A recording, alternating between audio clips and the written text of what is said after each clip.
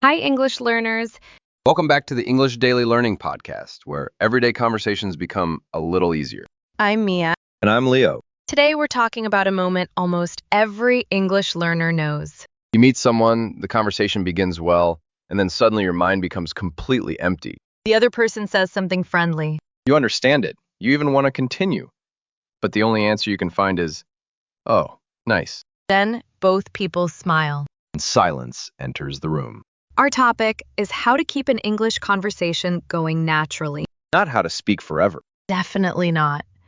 A good conversation needs space, and every conversation eventually ends. We're going to look at what keeps it moving.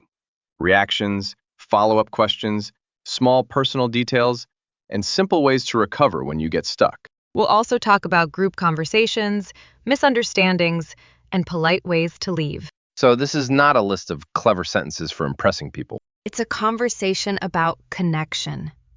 You do not need perfect English to make another person feel heard. That is good news because perfect English is rarely available when I need it. Natural interest is much more useful. Mia, why do conversations end so quickly for many learners? One reason is that learners focus only on answering the question. Isn't answering the question the correct thing to do? It is the first step, but a conversation is not an interview form. If someone asks, "What did you do this weekend?" and you say, "I stayed home," your answer is complete, but it gives the other person very little to work with. So the grammar is fine, but the conversational door is almost closed. Exactly. Compare it with, "I stayed home because the weather was terrible, so I finally watched a movie my friend recommended." Now I can ask about the weather, the movie, or the friend. You have several open doors. Another problem is pressure. While the other person is speaking, I start preparing a perfect answer. And then you stop listening. Yes, I am writing a speech in my head while they are still talking. When they finish, your prepared sentence may not match what they actually said. Or I forget the whole sentence in panic. Conversation becomes easier when your goal changes from produce a perfect answer to respond to this person. That sounds obvious, but it feels very different. It is different. A perfect sentence is a language product. A response is a social action. What do you mean by social action? Your response can show surprise, agreement, curiosity, sympathy, or amusement. Even a short sentence can do useful social work. So that sounds exhausting, may keep a conversation going better than a complicated sentence. Much better, if the person has just described an exhausting day. The key is not length, it is relevance. Exactly. Can we build a simple model for this? Think of 3 small moves: react, ask, and add. React, ask, and add. First, react to what the person said. Second, ask something connected to it. Third, when appropriate, add a small piece of your own experience. Can we hear the whole cycle? Imagine you tell me, "I started taking a cooking class last month." Okay. I might say, "That sounds fun. What kind of food are you learning to make?" "I've been trying to cook more at home recently." That sounds fun, is the reaction. "What kind of food are you learning to make?" is the connected question. And the final sentence adds a little information about you. Right. It gives you a possible shared topic without taking attention away from me. Do I need all 3 moves every time? No. Conversation is not a machine. Sometimes a warm reaction is enough. Sometimes a question feels natural. Sometimes sharing your own story is the best response. So the model is a guide, not a formula I must repeat. Exactly. If every response sounds like reaction, question, personal story, the other person may feel they are talking to a very polite robot. A robot with excellent conversation notes. Use the moves flexibly. The main idea is that you do more than provide a closed answer. You leave something for the other person to pick up. Yes, good conversation is a gentle exchange of invitations. Let's begin with reactions. Learners often use "really?" because it is easy. Really? Is useful, but if you use it after every sentence, it loses meaning. I bought some coffee. Really? It was on sale. Really? Then I walked home. Really? Now it sounds like you do not believe any part of my very ordinary story. Reactions become more natural when they match the emotion or situation. What can we use for good news? That's great. Good for you. That sounds exciting. Or, I'm glad to hear that. If someone says, I finally passed my driving test, I could say, that's great, you must be relieved. Perfect. You react to both the event and the likely feeling. What about difficult news? I'm sorry to hear that. That sounds really difficult. What a stressful situation. Or simply, oh no. We should not sound cheerful when someone says their flight was canceled. Exactly. Language can be correct and still feel socially wrong if the tone does not fit. And for surprising information, No way is informal and expressive. I had no idea is useful. That's surprising is more neutral.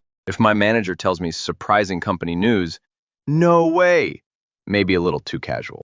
Context matters. With a friend, it may be completely natural. What if the story is funny? You can laugh and say, that's hilarious. I can imagine, or I can't believe that happened. Reactions also give me thinking time. They do. While you say, that sounds amazing, your brain can decide what to ask next. So a genuine reaction is not empty filler. It shows that the message reached you. Follow-up questions make me nervous because I cannot always invent a new topic. You usually do not need a new topic. The other person has already given you material. I just need to notice it. Exactly. Listen for a person, place, reason, feeling, change, or result. Suppose someone says, I visited my sister in Singapore last month. You have several choices. How long were you there? Had you visited before? What did you enjoy most? Or, how is your sister doing? All of those grow from the original sentence. That is why listening reduces the pressure to be creative. Are some question types especially useful? How did you get into that? Is wonderful when someone mentions a hobby or interest. I've started learning photography. That's interesting. How did you get into it? It invites a story, not just a yes or no answer. What was that like? Is useful for an experience. I worked abroad for 2 years. What was that like? And how did it go? Works after an event. Yes. You had an interview yesterday, right? How did it go? Remembering a detail from an earlier conversation must feel especially warm. It shows real attention. How did your presentation go? Is often more meaningful than a general, how are you? What questions should we avoid? Questions that are too personal for the relationship or situation. Money, age, health, relationships, and family plans can be sensitive. Even if my English sentence is perfectly polite, the topic may not be. Correct. Curiosity needs boundaries. We should also avoid firing questions like an interviewer. Yes. If you ask question after question without reacting or sharing anything, the person may feel examined. Where are you from? What do you do? How long have you lived here? Do you like it? That is a questionnaire, not yet a conversation. A small reaction between questions changes the rhythm. And adding a little about yourself creates balance. This balance is difficult. Sometimes I share a related story and suddenly make everything about me. That happens in every language. The useful question is, does your story return the conversation to the other person? Give me an example. You say, I've been sleeping badly because my neighbors are renovating. You might reply, I went through something similar last year and it was exhausting. How long is their renovation supposed to last? Exactly. Your experience shows understanding, but your question returns attention to me. The story is a bridge, not a new highway going in the opposite direction. Nicely put. How much personal detail should I add? Usually 1 or 2 sentences at first. Watch how the other person responds. If they show interest, you can say more. So I do not need to tell the complete history of my relationship with noisy buildings. Not immediately. What are useful phrases for connecting experiences? Something similar happened to me. I know what you mean. That reminds me of, and I've had the same problem. I know what you mean. Can show shared understanding. Yes, but be careful with serious experiences. Sometimes it is better to listen than to claim your experience is the same. If someone describes a major loss, my smaller, similar story may not help. Right.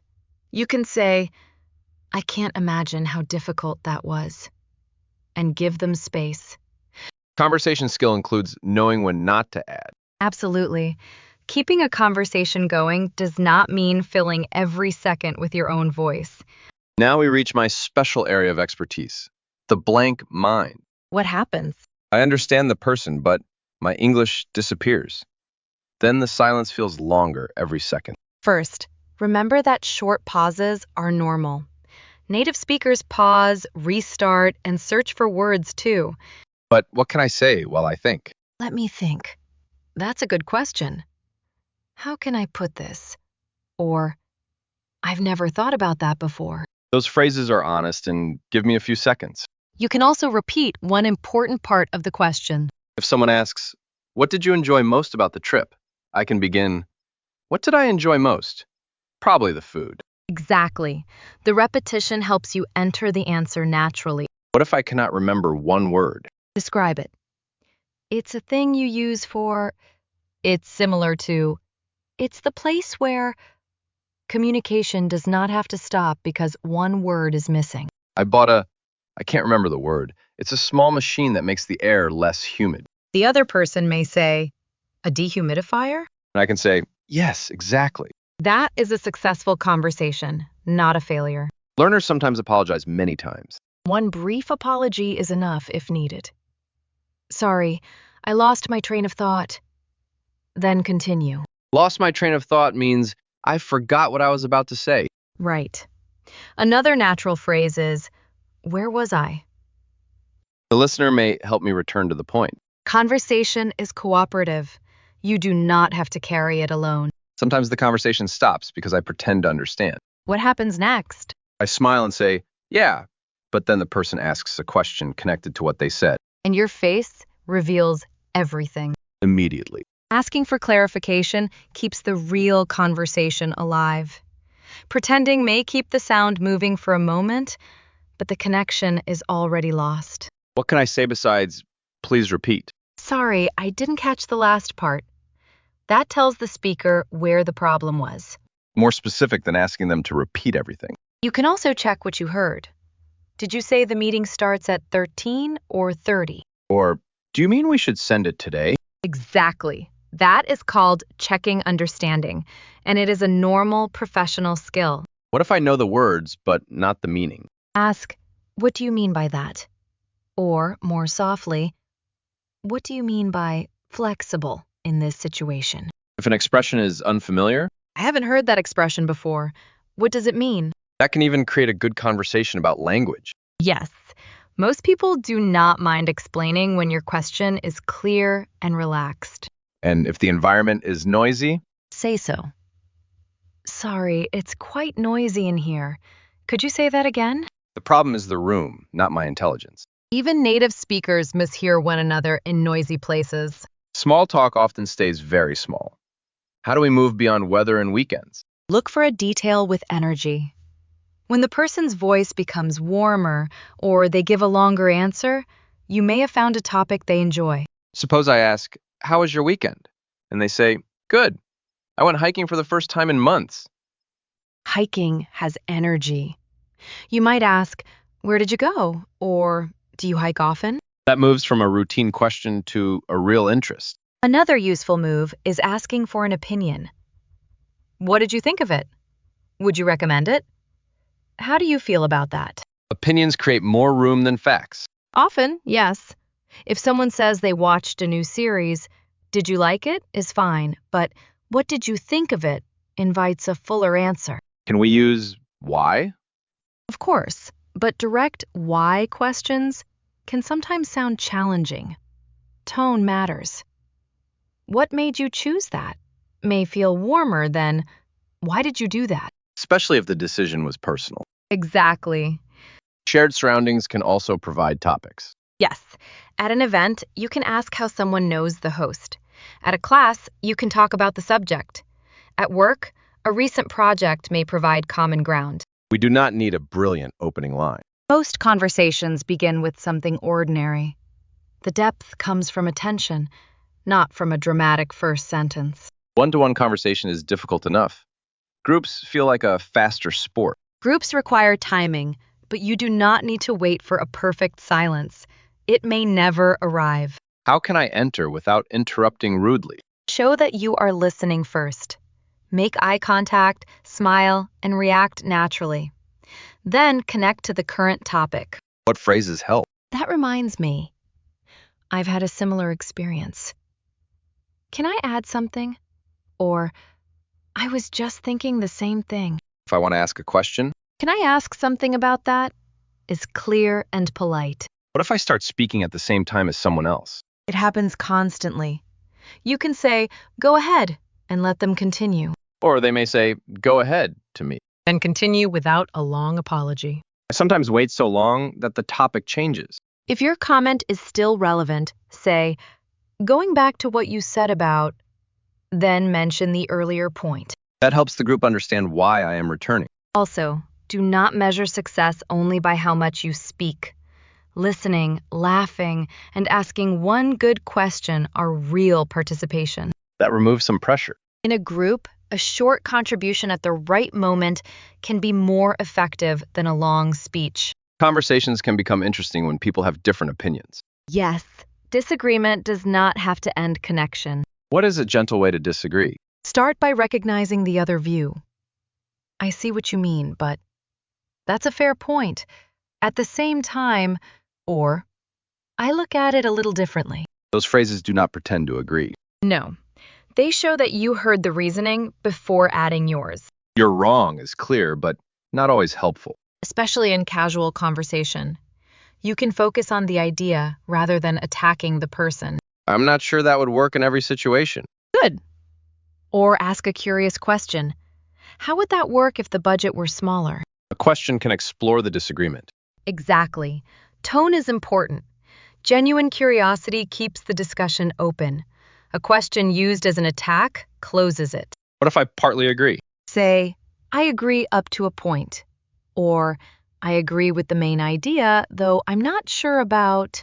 Real opinions are often mixed. And language that allows nuance sounds more natural than choosing only yes or no. We have talked about keeping conversations going. How do we know when to stop? Notice signals. The person may give shorter answers, look toward the door, check the time, or say they have something to do. And sometimes I need to leave even though the conversation is good. Then combine warmth, a reason, and a closing wish. For example, It's been lovely talking with you, but I need to get back to work. I hope the rest of your day goes well. that feels complete, not sudden. In a casual situation. I should get going, but it was great catching up. On a phone call, I'll let you get back to your evening. That is a considerate way to close. What if I want to continue another time? Be specific when possible. Let's finish this conversation over coffee next week. Or send me that recommendation when you have time. And if I probably will not meet the person again? A simple, it was nice meeting you, is enough. Ending politely prevents the conversation from becoming trapped. Yes, people relax when they know a conversation can end naturally. Can we put the skills together in a realistic scene? Let's imagine two people waiting for a workshop to begin. I might say, "Hi, is this your first time at one of these workshops?" I answer, yes, it is. A friend recommended it to me. I could react and follow the detail. "Oh, nice. Has your friend been here before?" She came last year and really enjoyed it. That's a good sign. What made you decide to come with her recommendation? I've been trying to meet more people in the industry. I work from home, so I don't get many chances. Now I can show connection without taking over. I know what you mean. I work from home 3 days a week, and it can feel quite isolated. What kind of work do you do? That conversation flows because each response uses something from the previous one. No magical vocabulary. Just attention, reaction, and a connected question. If the workshop begins, I can close naturally. Looks like we're starting. It was nice talking with you. And perhaps, maybe we can continue during the break. A small conversation can create a future connection. Let's try a workplace conversation. You see a coworker in the kitchen and ask, how is your morning going? They say, "Busy. I'm preparing for a client presentation this afternoon." A weak response would be only, oh, okay. A stronger one could be, "That sounds stressful. Is it the presentation for the new design project?" You reacted and remembered a detail. They say, "Yes, we changed the final section yesterday, so I'm still getting comfortable with it." You might reply, last-minute changes are difficult. Do you have time to practice before the meeting? If they answer briefly and keep looking at their laptop, I should notice they may need to work. Exactly. You can say, I'll let you get back to it. Good luck this afternoon. Keeping a conversation going does not mean ignoring signals. Social awareness matters as much as vocabulary. Later, I can ask, how did the presentation go? That small follow-up shows you remembered and cared. We have mostly imagined that the other person gives us useful details.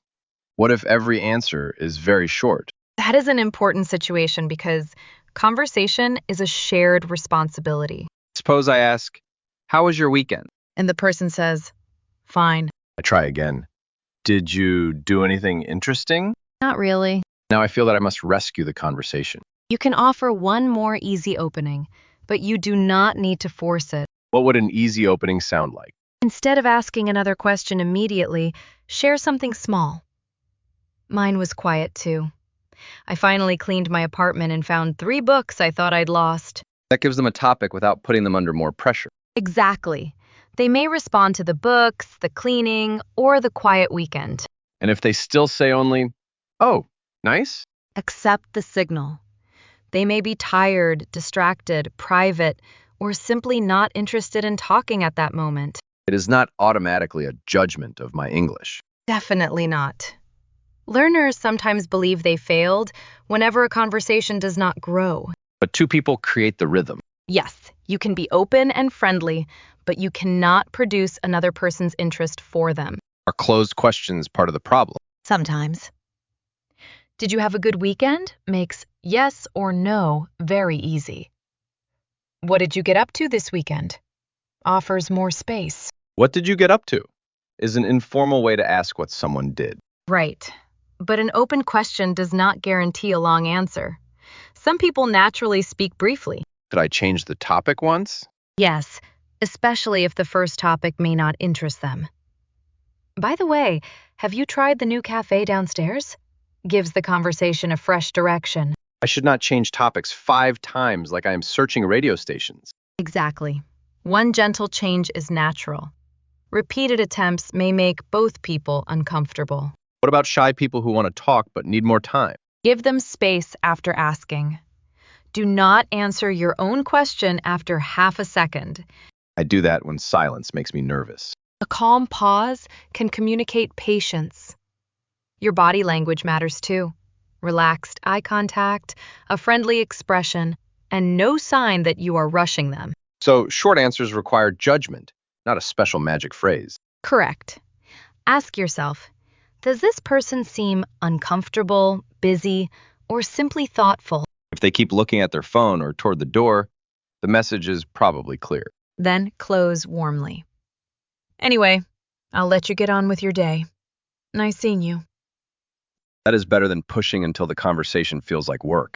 Respecting the other person's energy is part of being a good conversational partner. Another situation that seems easy but can feel awkward is catching up with someone you have not seen for a long time. Yes, both people may have a lot to say, but neither knows where to begin. We often start with, how have you been? A perfectly natural opening. The answer may be general at first. I've been good. Busy, but good. How do I move beyond that? Use something you genuinely remember. Last time we spoke, you were thinking about changing jobs. Did that ever happen? That question shows continuity between the old conversation and the new one. It also gives the person a clear starting point. Suppose they say, yes, I started a new job in March. You can react. Oh, congratulations. How are you finding it? How are you finding it? Means, what is your experience or opinion of it? Exactly. It is very common in British English and widely understood elsewhere. And they might say, I like the team, but the commute is much longer. Now the conversation has 2 paths, the team or the commute. A good team makes such a difference. What are the people like? Good. Or, how long does the commute take now? What if I cannot remember anything specific about their life? Be honest and broad. What's been keeping you busy lately? Or, what's new with you since we last met? Those questions are open without sounding like a formal life report. You can also share your own update in a compact way. Work has been busy, and I moved to a new neighborhood a few months ago. That gives them two possible questions. Exactly. Avoid listing every major event before they have a chance to respond. I sometimes give a 5-minute summary because I think I must cover the missing year. Catching up is still a conversation, not an annual report. What if the person's life has changed in a sensitive way? Follow their lead. If they mention a breakup, illness, job loss, or family difficulty, respond with care and do not demand details. I'm sorry, that sounds like a lot to deal with. Yes, then they can decide whether to continue. A gentle, "How are you doing now?" may be appropriate. We should not say, "Tell me exactly what happened," just because we are curious. Connection needs respect. And if the reunion is going well, we can create a future plan. We shouldn't wait another year to do this. Then suggest something realistic. Are you free for coffee next month? Specific enough to feel sincere. Yes.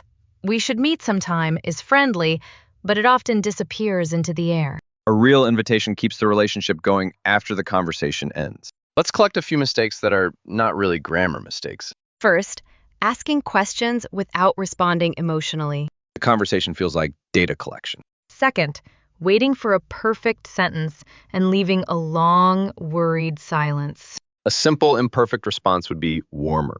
Third, changing the subject too quickly because you prepared a different topic. The person says, "I had a difficult week," and I say, "Do you like basketball?" That change feels disconnected. Fourth, giving advice immediately. Yes, when someone shares a problem, they may want understanding before solutions. Try, "That sounds frustrating. What are you thinking of doing?" Fifth, turning every shared experience into a competition. You slept 5 hours? I slept only 3. Your train was late? Mine was canceled for 2 days. Conversation is not the difficulty Olympics. And finally, believing every silence is a disaster. Comfortable conversations include pauses. You can breathe, smile, and let the next thought arrive. If listeners remember only a few ideas, what should they keep? First, respond to the person, not just the grammar of the question. Show that you heard the feeling or meaning. Second, use details from their last sentence to find your next question. The topic is already giving us clues. Third, add a small piece of your own experience when it creates connection. A bridge, not a takeover. Fourth, when your mind goes blank, use honest thinking phrases, repeat part of the question, or describe the missing word. Communication can continue without perfect vocabulary. Fifth, repair misunderstandings directly. "I didn't catch the last part" is better than pretending. Sixth, notice signals. Sometimes the most natural skill is ending warmly. React, ask, add, and pay attention. That is a useful summary. None of it requires sounding like a different person. Exactly. Your goal is not to perform a perfect personality in English. It is to make room for a real exchange. I like this topic because it changes the definition of a successful conversation. Success is not speaking without mistakes. It is understanding enough, showing interest, sharing something real, and helping the conversation move. Some conversations will still be short. Some people are tired, busy, shy, or simply not in the mood to talk. That does not mean your English failed. But when there is an opportunity for connection, these small moves can help you stay present. If this episode made everyday English feel more manageable, please like the video and subscribe to the English Daily Learning Podcast. We have more relaxed conversations about real English and real life coming soon. Thank you for spending this time with us. And thank you for listening with curiosity. Until next time, take care.